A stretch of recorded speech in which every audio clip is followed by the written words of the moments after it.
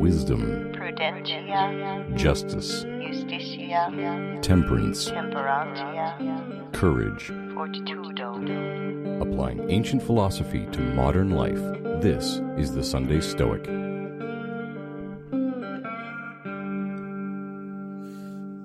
Welcome to the Sunday Stoic Podcast. This is Steve coming to you from beautiful Conway, Arkansas with a mask on because for the first time I'm doing a in-person interview during the times of social distancing. I'm joined today by Dr. Benjamin Ryder, an associate professor in the Department of Philosophy and Religion here at the University of Central Arkansas. Dr. Ryder has been a guest before when we talked about Taoism and Stoicism. Welcome to the podcast. Yeah, thank you. Thanks for having me. How's your summer going so far? Oh, it's a little stressful, but we're finding techniques for dealing with disturbing emotions and yeah, exactly. I've had getting done what we need to get done. I guess. Have you taught at all during the summer, or no, not this summer. I'm just getting ready for the fall, so it'll be an interesting fall for sure. One for definitely. The record books, I bet. So those disturbing emotions, as you mentioned, a while back, a listener and a supporter of the show, Jed, sent me a book, which is sitting in front of Dr. Ryder now. Stoicism. Would you read the title for me? It's Stoicism and Emotion by Margaret Graver. So she's a scholar of classics and at the Dartmouth College. Yeah, and it's a very thorough book, one that's been recommended by Dr. Sadler and others that I've seen online, and Dr. Ryder wanted to check it out, and he did, and I thought, oh, we should have him on the show, and he volunteered. He sought me out and said, you want to talk about Stoicism and emotions? And I said, well, yes, I do. So here we are, sitting in a lab here on campus with our masks on, and so let's talk about those disturbing thoughts or even happy thoughts according to the Stoics. So Stoicism, we know, involves something to do with control of emotions, but or at least thinking about emotions. Mm-hmm. But let's start at the beginning. What are emotions according to Stoic philosophy? Yeah, so one of the things that I explain in my classes when we talk about emotions, Stoic theory about emotions in my class, is that our term emotion is a much broader term than the terms that the Stoics would have been talking about. So when we talk about emotions, we can talk about everything from an all-consuming passion for vengeance that shapes a person's life down through feeling annoyed by something in a moment, right? So it's a wide range of different kinds of feelings and affect that you might have, but the term in Stoicism is a little bit more narrow than that. So the term is in Greek pathos, and the plural of that is pathe. So pathe is just the general term for what I translate as disturbing emotions. Another translation is often used as passions. So if you've seen the term passions, that's kind of a way of capturing the sort of more specific meaning of this. I like disturbing emotions because that's capturing the fact that what all the different things that fall into this category have in common is that they disturb us from healthy functioning, according to the Stoics. And right? I think pathe is where we get the word pathogen. Yeah, right, exactly. It's the same term we get pathology, pathogen. It's something that makes you sick, basically. It's a disease, something that you suffer from. And the Stoics really take that etymology of the term very seriously. They think of emotions or pathe as symptoms of a disease. There's something wrong in your psychology, something wrong with the way that you're thinking about the world. And that's what's causing you to not be able to deal with it very well. So, for example, if you have a tendency to get angry when you get in traffic, so you get road rage, right? So you're driving in traffic and someone drives a way that you don't like, cuts you off, or does something that annoys you, and you get angry at them and you slam on your horn and you flip them off and you call them names and all that stuff. That's the result of something in your particular worldview, your particular way of thinking about situations in the world that's causing you to react to that way, to the situation. And so it's a manifestation of certain attitudes and habits of thought that you have. And they're not good. They cause you to act irrationally. They cause you to act in ways that are suboptimal. They cause you to feel bad. and to subject you to sort of the turns of fortune in a way that we really shouldn't be as human beings. They basically put you out of sync with the world, right? So the whole goal of Stoicism is to live in accordance with the cosmos, live in accordance with nature. And when you experience these pathe, it's a result of being out of joint with the world. So that out of jointedness with the world is causing you to experience these things. So the traffic jam ultimately is not what made you upset. It was your judgment of the traffic jam as bad that made you upset, right? Yeah, and that's the way that Epictetus often puts it, right? Right. The cause of our being upset is not the thing in itself, it's our judgments. So it's the judgments that we have that are causing us to be upset about it. And if we can change our judgments, we can change our beliefs and our view about the world, then we wouldn't have to feel that way. We would be able to deal with the world in a healthier, more rational way. Are all of these pathos type, what is it, pathe, was that the plural? Pathe is the plural, yeah. These pathe, are they all what we might think of as negative emotions? Or are there any on the what modern people might think are more positive, on the positive side of the scale? Yeah, so that's another key point is that pathe, and this is another reasons I translate as disturbing emotions. It includes not only what we would call negative emotions, right? So you might look at anger and grief and jealousy and stuff. You say, oh, those are negative emotions. But it can also include things like exuberant pleasure at something. So one of the examples is often given is like when you get really excited about like winning some money while gambling. Right. So you're gambling and you win some money and you get really, happy and excited, feel pleasure at that thing. And the reason that is bad, the reason that that's not something that you should be, it's an unhealthy experience, is because, first of all, as you probably know and your listeners probably have discussed, right, external things are supposed to be indifferent. Right. So winning a bunch of money is not supposed to be something that's that big of a deal. Money is useful for purposes that you might use it for, but it's not in itself a good thing. And so if you're getting all excited about the money as if it were something good, then that's manifesting a sort of incorrect attitude about the externals that's presented in front of you. But also, money is subject to being taken away, right? Sure. So if you get all excited about money and overly attached to money or anything that's an external good, then if it happens to be taken away from you, then you get really upset. So you're sort of setting yourself up for that sort of roller coaster of pleasure, but then great disappointment and shock when those kinds of things get taken away. So those are multiple reasons why even what we would call positive emotions of like pleasure at something external is still a disturbing emotion because it disturbs your equilibrium. It disturbs your balance and being able to deal with the world in the best way. But it's these disturbing emotions that the Stoics want to really minimize, but not all emotions. Right, or exactly. what we would call emotions now anyway. Yeah, so one of the interesting contrasts is with what the Stoics called Eupathei, or Eupathei is the plural. And so a Eupathei it means literally in Greek a good feeling state, right? Yeah, EU must mean good because eudaimon and things like that, like the good. Yeah, I see that. So EU means good and or well, whatever. And so Eupathei is the same root, path root, which means a feeling or something that happens to you, but it's a good one. So there's good feeling states. And they give a long list of different qualities that would be included in these good feeling states. These eupathei includes joy, love, cheerfulness, friendliness, wishing well for other people for their own sake, caution.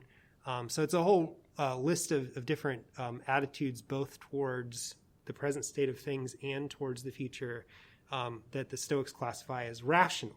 And what makes them rational is that they're not based on errors of judgment. They're not based on mistaken views about the world, but they're based on true beliefs. Now, because they have to be based on true beliefs, the Stoics claim that only a sage would have these emotions in their real state. Right. Now, toward the end of the book, this is something I found very interesting. Graver talked in some of the later chapters of this book about the possibility of certain kinds of positive emotional states in people that are making progress. Okay. Right? So we think of making progress is where most of us are. Sure, There are sure. very, very few sages, if any. The phoenix, as Yeah. Seneca says, right? The 500-year phoenix, yeah. Yeah, exactly. So there's not a lot of sages around. So the question is, what kinds of emotional states can we as progressors possess? And so she discusses that. One of the things she discusses is the notion of real shame, right? So if you do something wrong and you feel shame about that, that is, by definition, not a feeling that a sage would ever have. Because a sage can't feel shame because a sage does nothing wrong. Right. But nevertheless, it seems like there's something, morally positive about feeling shame about something you've done Since wrong it's a corrective. and wanting to become better, right? That seems to manifest something good about you, that you are moving toward that good state. And so she talks about the possibility that we can think of maybe a lot of our different everyday sorts of feelings as maybe not in themselves perfect because they're not manifestation of a sage's character, but nevertheless showing us as making progress. So if we take joy in having done something generous, right? That's taking joy in our own integral wisdom and virtue.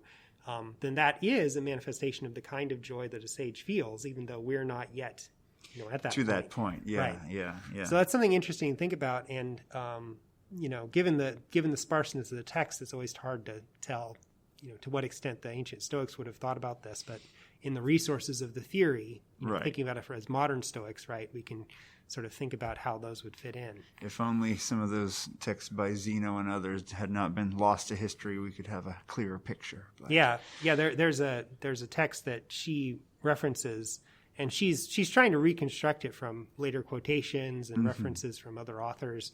But a text by Chrysippus on emotions, basically on Pathe. And that would have been a really great book to have. This conversation would be much more direct then. Here's exactly what they said. Yeah, exactly. Wow.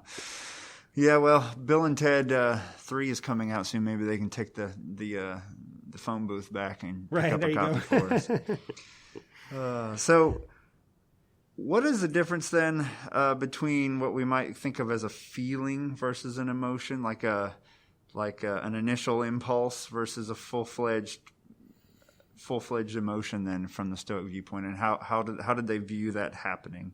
Right, that's another important distinction that Graver and others have been working to sort of lay out in more detail, unmask that from the texts. She talks about the process of that because the evidence we have for the Stoic ideas about this kind of distinction has to come from a couple of different sources. So she said one of the sources is authors writing in Alexandria who were interested in biblical exegesis. So they're trying to understand the Bible. And because they were sort of steeped in Stoicism, they would use Stoic terminology for understanding what they're reading in the Bible.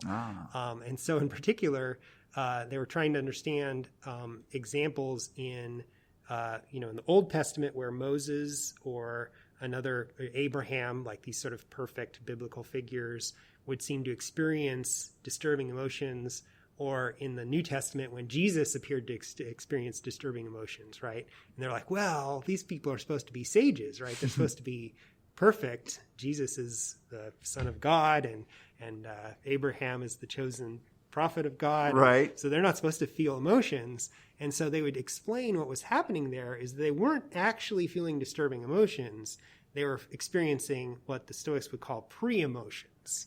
So preemotion is a kind of bodily response that is a sort of a level of a more automatic nervous response that you have to a situation. Your reptile brain responding to stimulus almost. Yeah, that's kind of how we would think about it today, right? Yeah. That you respond to a stimulus and your body can get keyed up with adrenaline response, or your pupils enlarge, your heart rate increases.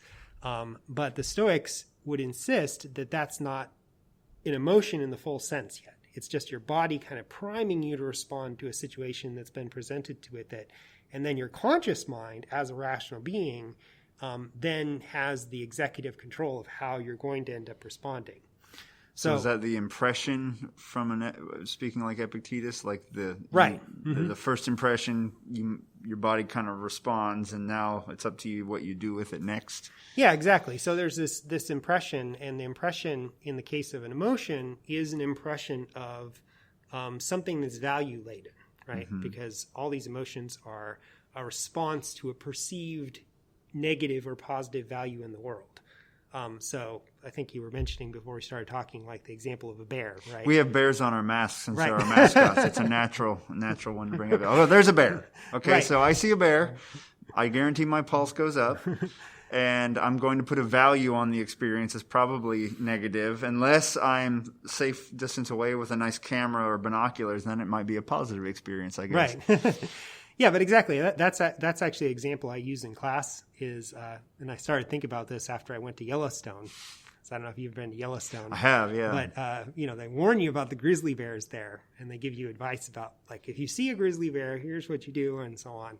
And so if you were, hiking around in Yellowstone and came around the corner and there was a grizzly bear, like right there, like 10 feet in front of you, you're going to have an immediate response to seeing something surprising and scary like that.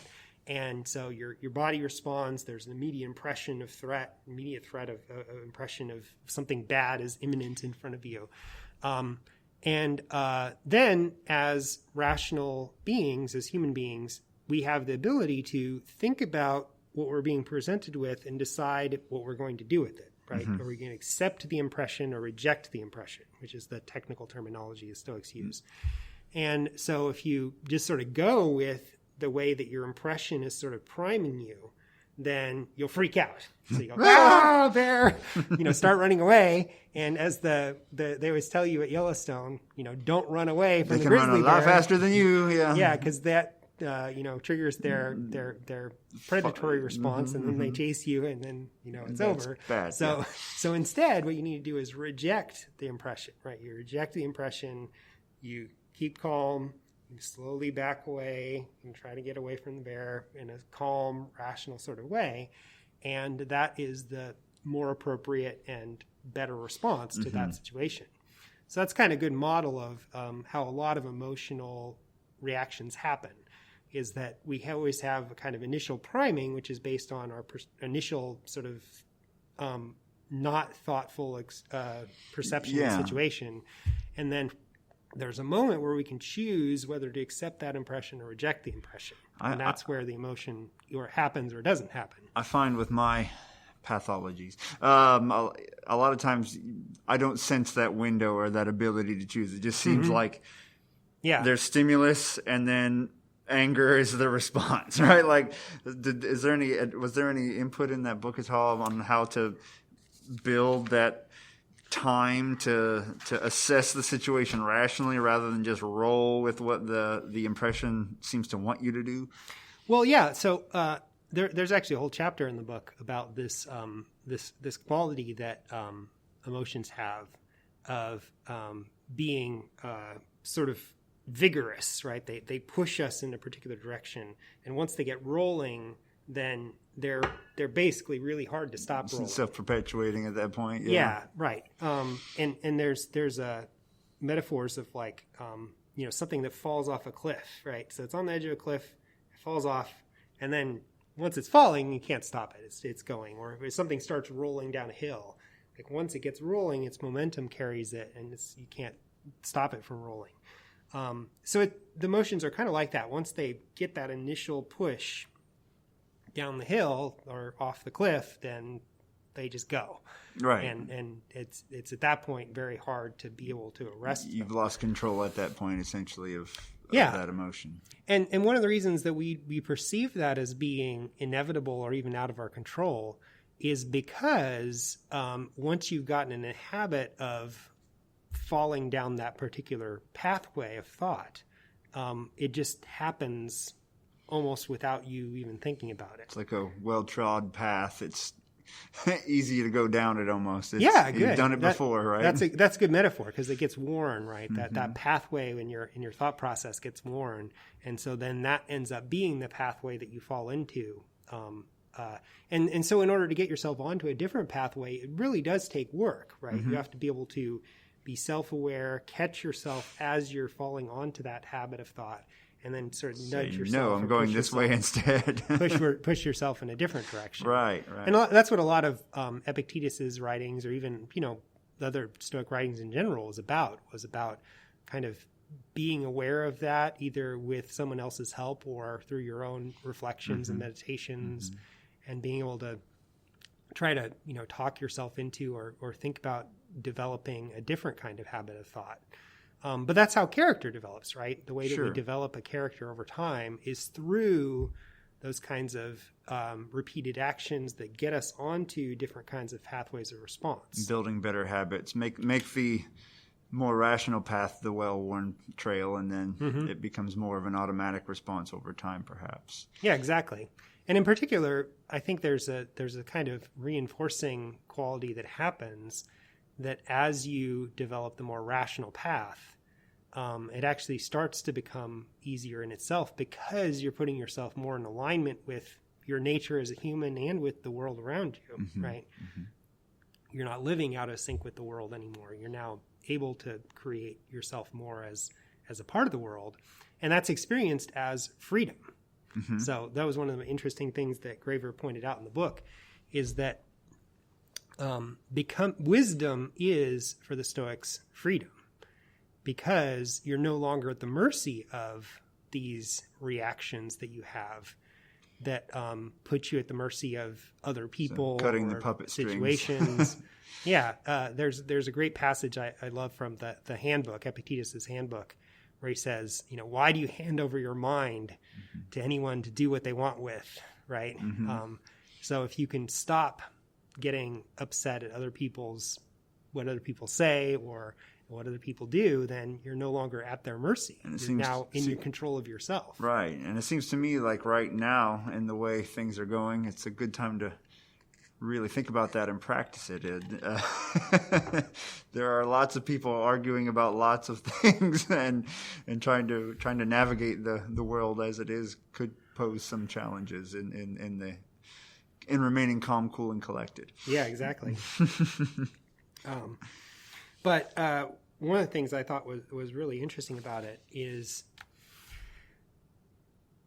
you might think of the Stoics' ideas about emotions, and this is oftentimes the way it's been perceived throughout history, as this kind of almost self-hating, anti-human kind of thing, right? I always think of Star Trek. So Star Trek, right? Yeah. Where the Vulcans are in some ways like a parody of Stoics. Yeah, Massimo Pigliucci brings that up quite a bit. He actually was going to do a talk about Spock at Stoicon this year. I was going to go, and now it's on hold for a year. So in some ways, I think that's positive. I mean, there's a lot of ways in which the Vulcans are portrayed very positively, but there's also like that contrast between Spock and Kirk, and Spock is like emotional and passionate, and that kind of is presented as bringing something to the table that Spock lacks, and the Spock has to learn to be more human or embrace his human side, or and whatever. You got McCoy commenting on it. Yeah, exactly. But I think that the deeper motivation of the way that Stoics think about emotions is that they want to be able to explain how it is that we are responsible for our character. We're responsible for the kind of people we are. Now, that doesn't mean that we make ourselves entirely from scratch from the moment we're born, because, of course, a lot of things that happen before we become rational affect who we are and the habits that we have when we're small children, or things that happen to us, even genetic things like predispositions we have to certain kinds of behavior and so on. But what it is to be human, and what it is to be rational, what it is to be the particular kind of thing that we are as human beings, is that we have control over what we become. And what that means is we can't just blame emotions as something that happens to us. So sometimes you get this where it's like a kind of bad faith or excuses people make where say, oh, it's not my fault that I acted this way because they made me, right? They acted this way and I just couldn't help myself and I saw red and I, beat the person to death or whatever. Fault, right. Right. And so what the Stoics to say is that, no, you're not an animal. You're not a beast. If you were a beast, you might be able to make that argument where, tiger sees something that looks tasty, it's going to go for it and eat it, right? But you're a human being, and what it means to be a human being is that you have the ability to reflect on yourself and think about it and make yourself a better person. Mm-hmm. And of course, that's not a momentary thing. It's not like, oh, I'll just turn the switch on and now I'm good to go. All of a sudden now I'm rational. It is a lifelong process, as I'm sure you've talked about quite often. And fail at quite often. Yeah. Right. But nevertheless, that is what it is to be human, right? Is that we have the capability of doing that. That's our gift and our curse. Right. Is that we can reflect on ourselves and make ourselves better. And that is the way that we achieve freedom and happiness and order and everything else that the Stoics think is valuable in life. And that's living according to our nature as human beings, essentially, correct? Yeah, right. So did you pick anything up from this book that you hadn't thought of before, or you thought of in new ways then, thanks to the to the writings of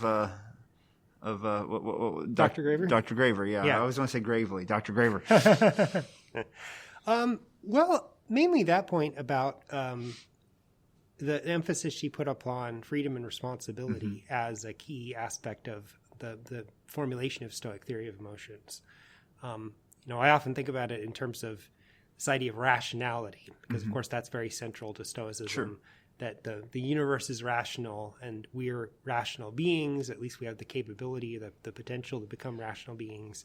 And so virtue and development is about becoming rational, and disturbing emotions are irrational, right? They're manifestations of irrationality. So that was always the way I thought about it. But she was able to frame the idea about the responsibility, right? That helps to give us a sense of responsibility and makes us responsible for ourselves, and that is the way that we develop character. And so I think that was a very interesting formulation of that. And like I said, in terms of freedom, also, right? That how that relates to the concept of what freedom really is, and how becoming more rational and more wise gives us a kind of freedom that we don't have if we're subject to these kinds of emotions all the time. But it takes a lot of work to get there. Yeah, exactly. A lot of self-reflection, refinement, and that's where all the journaling and the, I should say philosophical journaling and aligning your life to your principles and all of that comes into play. It doesn't just happen overnight. Yeah, exactly. So we know the Stoics had a view that there were, I'll just use the word emotions. There were emotions that were okay to have or good to have, and there were emotions that were detrimental. How does that view differ from other schools of thought that were contemporary with the Stoics? Well, the most obvious contrast, and this is especially played out in a lot of discussions in the ancient world, was with the Aristotelian school. So Aristotle wrote his ethics earlier than Zeno of Citium founded Stoicism and the basic ideas of Stoicism. But he argued in his ethics, in the Nicomachean Ethics, for instance, that all of the various kinds of emotions and experiences that humans have are natural. Okay. So they're manifestations of our nature as human beings. And so he took from that they can't be bad. Rather, what they need to do is they need to be calibrated correctly. They need to be calibrated to respond correctly to different situations and to do what they're supposed to do. So they're part of as I talk about in my classes, they're part of like the functional economy of human psychology. And one of you mentioned this before we started talking, one of the major points of debate and discussion between Stoics and Aristotelians in the ancient world was about the role of anger. Mm-hmm. So Aristotle had argued that anger is important. It's an important part of our psychological economy. If you think about anger, it's a way that we express disapproval of other people's behavior. And we communicate to other people that we don't like the way that they've behaved. Right. And that enables them to sort of recognize that they've done wrong and to make amends and change their behavior. Fire up protests. It can cause you to attack the enemy, things like that. Right? Yeah, combat injustice. Anger helps motivate soldiers in fighting and battles and so on. And so Aristotle saw a lot of positive roles for anger. It's a very passionate, motivating emotion, and it's an important part of our social being, mm-hmm. right? So Aristotle really likes to think of humans as social beings, and so our sociality is an important part of our nature. And so it's one of those emotions that plays an important role in our interactions with each other as mm-hmm. social beings and our creation of a social community. And so what Aristotle argued is that we don't need to eliminate anger. In fact, he explicitly argues that eliminating anger would be a vice. So it's a vice of deficiency. If you got rid of all anger, then you would be, vicious in that sense. You would be deficient as a human being. So what you need to do instead is to calibrate your anger so that you respond to with anger to situations in the right way, at the right time, to the right extent. Is this the golden mean idea? Or? Yeah, it's the idea of the golden mean, or the doctrine of the middle, right? The middle it's the idea ground. of finding mm-hmm. the middle ground between excessive and deficient response. And when it comes to anger, you don't want to direct your anger toward the wrong object. Right. So if you're feeling frustrated about something and you yell at your son, that's not appropriate. Punch a hole in the drywall because your favorite team lost the game or whatever. Yeah, exactly. So you have to respond to things that are worth getting angry about, mm-hmm. And direct it toward the right objects, the people who actually deserve your anger, and then do it to the right extent and so on. And if it becomes something that consumes your life or getting excessive, that's bad. But it's that sort of right amount of anger that's appropriate. It's like like putting rocket fuel in. You need the right amount ignited the right way. Yeah. And otherwise you have a bomb. Without the fuel, you're not getting off the launch pad. So using it as a fuel to do the right thing almost. Yeah, exactly. So the Stoic response to this, and the famous text is Seneca's mm-hmm. On Anger, which is his long discussion, essay on anger and what anger is and what the effects of anger are. But the Stoic response was to argue that, first of all, there can never be a sort of healthy, moderate amount of anger. The anger is, like a lot of disturbing emotions, something that has with it a kind of force and momentum that carries you down the hill once you get rolling, right? I talked about this before. Mm-hmm, like once it gets rolling, you can't get it stopped. And so you might think, getting a little angry about this would be good and it would fire me up and get motivated. What tends to happen is that builds upon itself. The habit becomes stronger, and eventually, the anger does get carried away with you. It does get outside of its boundaries. And so the Stoic response is that there's nothing that people achieve through anger that can't better be achieved through calm, rational action. So if you recognize that there's an injustice that needs to be dealt with, rather than getting all worked up about it and getting your pulse up and getting stress hormones in your body and everything else, think rationally about what the best way to deal is to create the better situation. And that's going to be more effective and more appropriate and healthier in the long term than getting angry. I could see, just thinking about that, anger can give you the motivation and almost false fortitude to do it. You're blinded and you're just mad. You're just going to do the thing. Mm-hmm. But the Stoic methodology would require kind of a cold, hard courage or fortitude because you're doing it completely rationally. Like, I'm going to confront this person. Mm-hmm. And now I got to have the oomph I got to have the gall to do it. I better, have to think about it and then proceed and do it. It's going to require heavy use of that virtue there as well, the self-control, I think. Right. One of the jokes I make to my class is that a Stoic sage might calmly and rationally judge that it's appropriate to punch somebody in the face.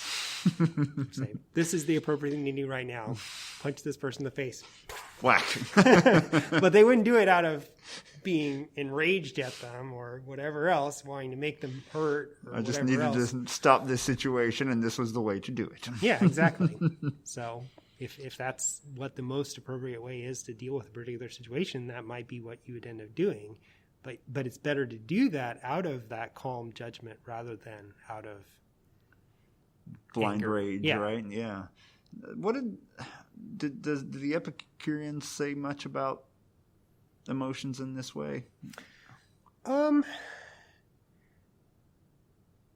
the Epicureans didn't write as much about emotions. I think they were probably, in many ways, on the same side as the Stoics in terms of maintaining ataraxia or,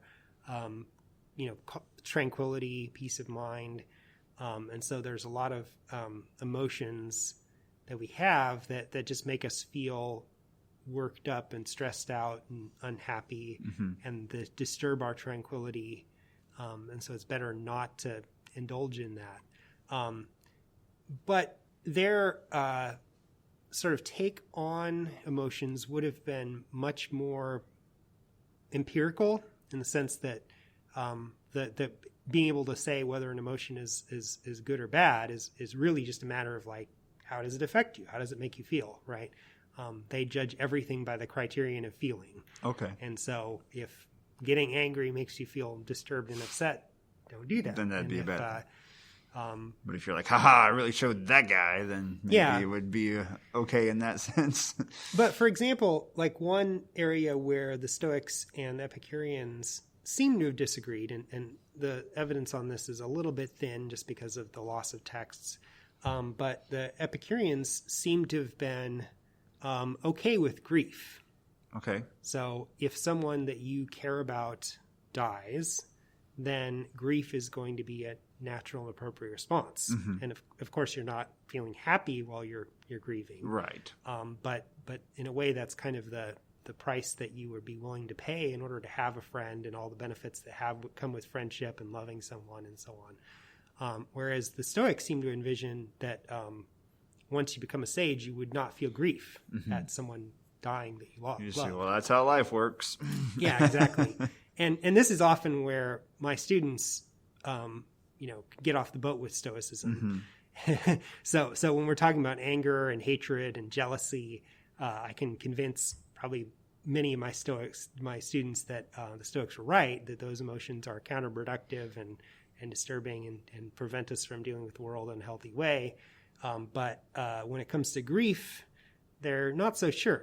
Like especially when, like Epictetus says, when you kiss your wife or child, remember that you're kissing Immortal, right? and if they die, you will not be upset. Right. Yeah, that's one of those real hard pills for some. Like, it's of course, especially then. Well, I forget how many children Marcus Aurelius lost. Like it was just if you had children, likely you would outlive some of them. Yeah. But that's one way of contextualizing. Yeah, it, right? but is still, to say yeah. that death was something that the people in the ancient world had to live with much more directly and more often than we most do, of us, right? Luckily, right.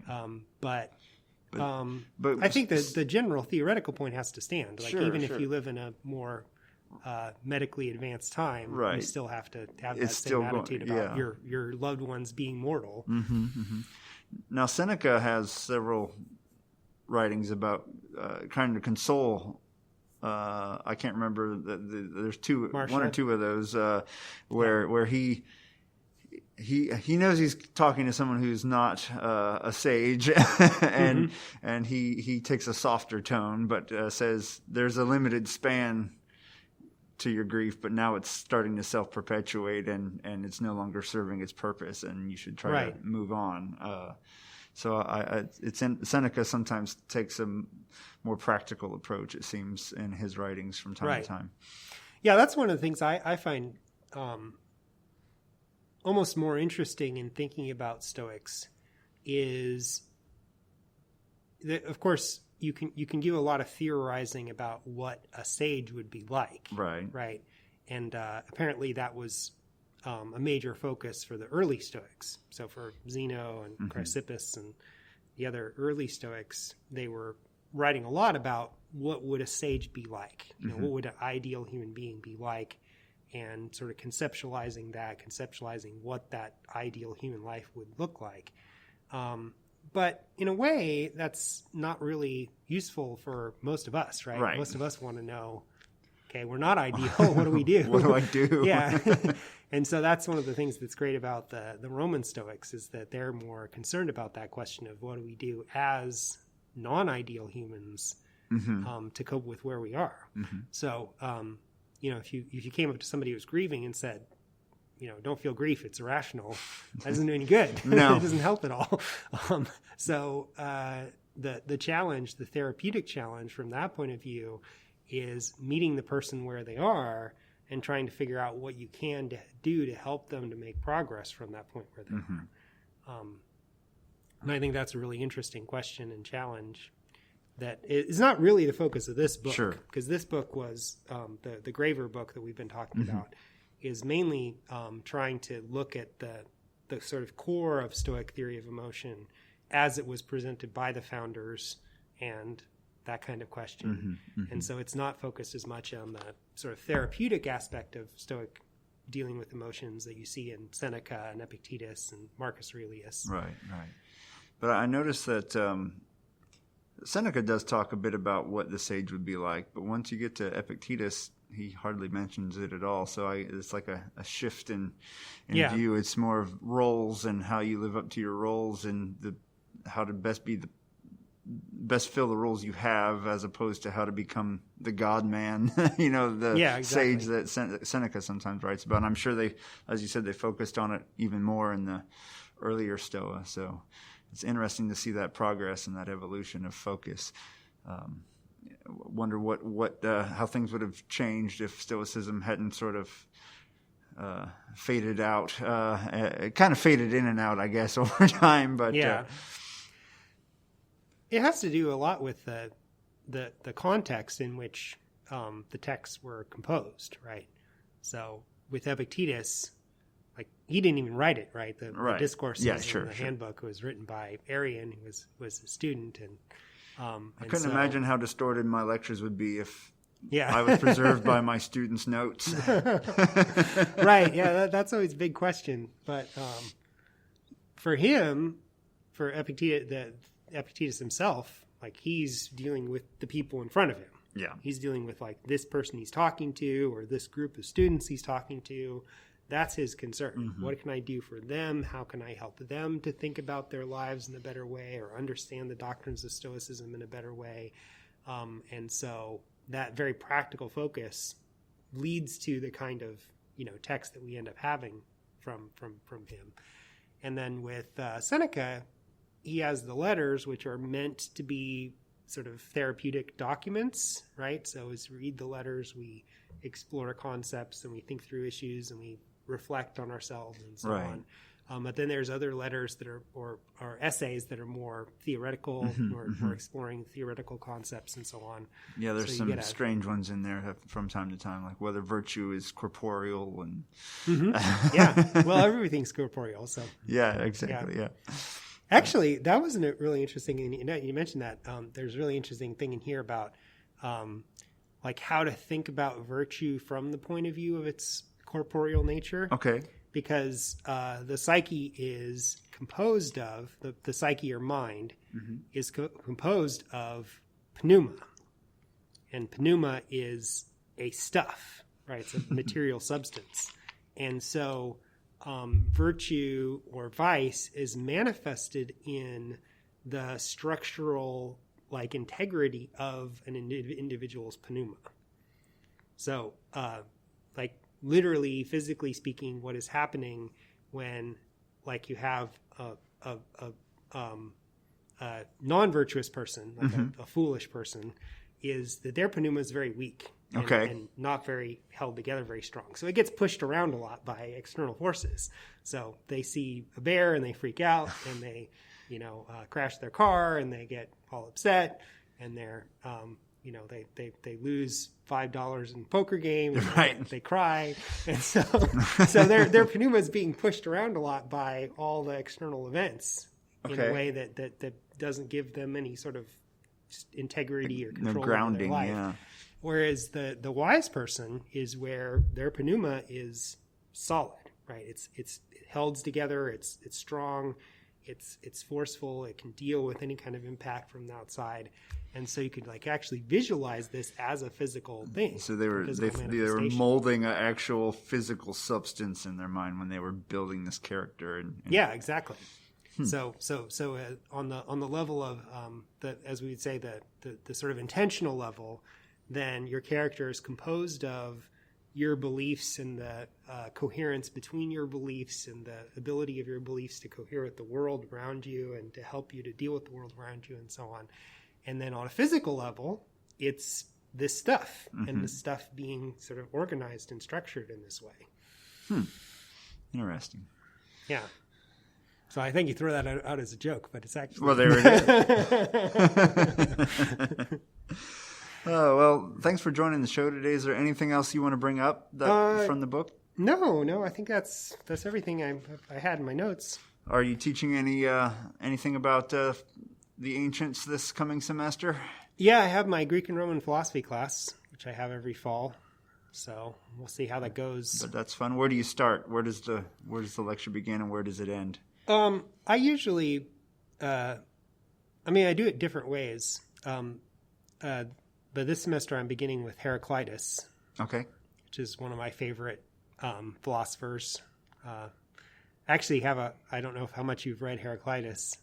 Not a lot, but dabs. I have a hard time not reading Heraclitus as a kind of proto-Stoic. Mm-hmm. So there's a lot of sort of prefiguration of Stoicism in Heraclitus. Mm-hmm. And that's partly because the Stoics built their philosophy in large part off of inspiration from Heraclitus. Mm-hmm. So they were inspired by Heraclitus and a lot of the way they developed their view of the world and so on. So we start with Heraclitus, and then this semester I'm actually reading Thucydides, who's the historian who wrote the history of the Peloponnesian War. Mm-hmm. And I think it's interesting. It's an interesting text as a kind of study of how cultures or communities fall apart under stress. So there's this big war going on all across Greece, and involved in that were a plague. Oh, so boy. there's that a plague. Sounds familiar. Yeah, and so he talks about what happened during the plague and how the community was put under strain and what people did and so on. And then it also discusses the civil wars that happened and the other kinds of things like that. And then we use that as a framework for thinking about the other figures in Greek philosophy as trying to respond to that problem of how do we build community? Do we build bonds among the people that we live with?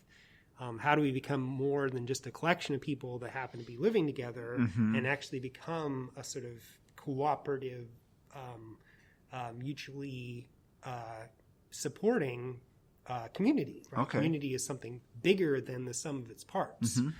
And so we end with Stoicism.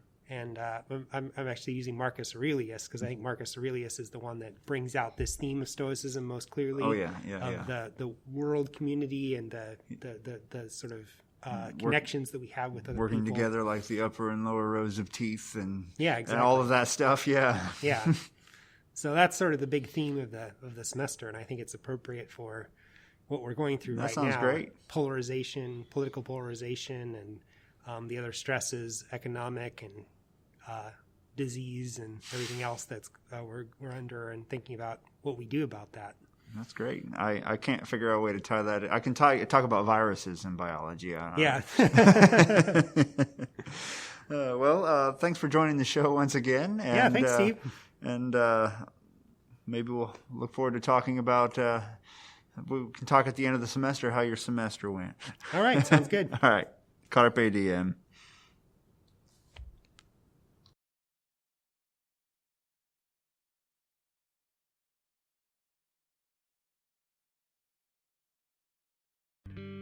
Thank you for listening to The Sunday Stoic. If you enjoyed the show, please subscribe, rate, and review The Sunday Stoic on iTunes.